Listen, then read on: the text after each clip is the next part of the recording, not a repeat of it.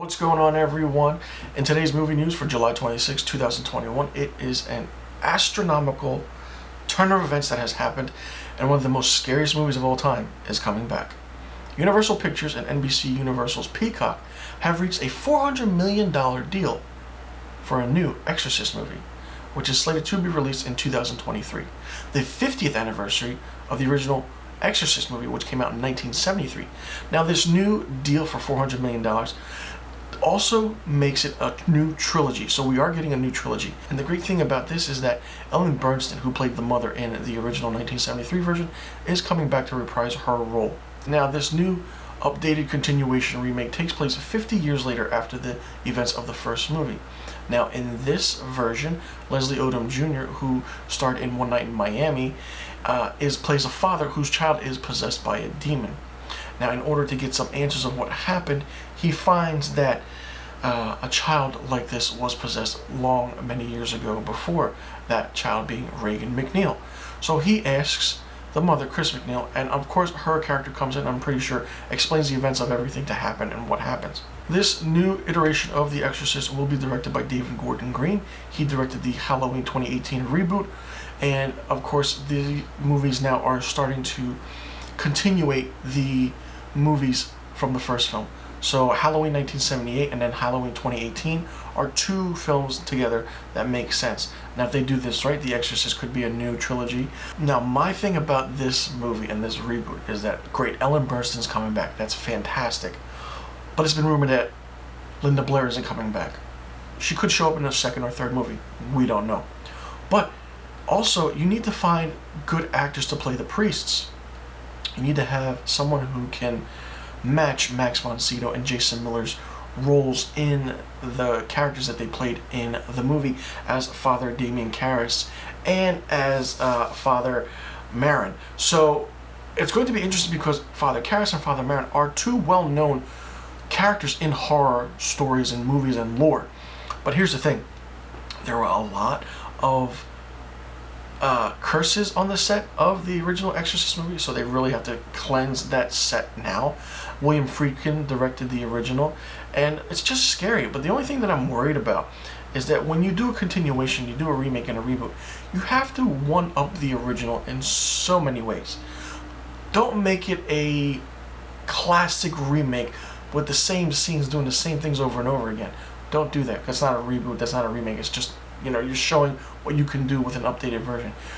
The special effects of the 1970s, and especially 1973, when The Exorcist came out, was incredible. The makeup, the tone, the aura of that movie just felt crazy and real, and people were scared shitless of that movie. People who are close to in their, 50s, 60s, and 70s now have gone to see that movie, and you ask them, what movie do you remember? They'll say The Exorcist, because it stood with them. People fainting in the aisles, people being taken to the hospital because the movie was just too scary for them. Now, if you can grab that atmospheric fear of making this new trilogy a scary movie and making it the scariest movie of all time, beating out the original, then you have something going. But you have to make it to a point where you have to make this movie better, enjoyable, and more understanding. Because many people who are horror fans like myself and who are filmmakers like myself cringe at the moment and hear the news and fact where you hear a classic movie is getting remade like this, The Exorcist. Okay, of course it was going to happen, but it's the 50th anniversary. They're going to do it. It's going to happen. Now, what can be done with this, because the book of the same name by William Peter Blatty is fantastic, but the book is a little better. Will they be following the book? Is it different? Now, Leslie Odom Jr. is an African-American father. That's the difference in this new version. And now, will the possessed child be a girl again, or will it be a boy this time?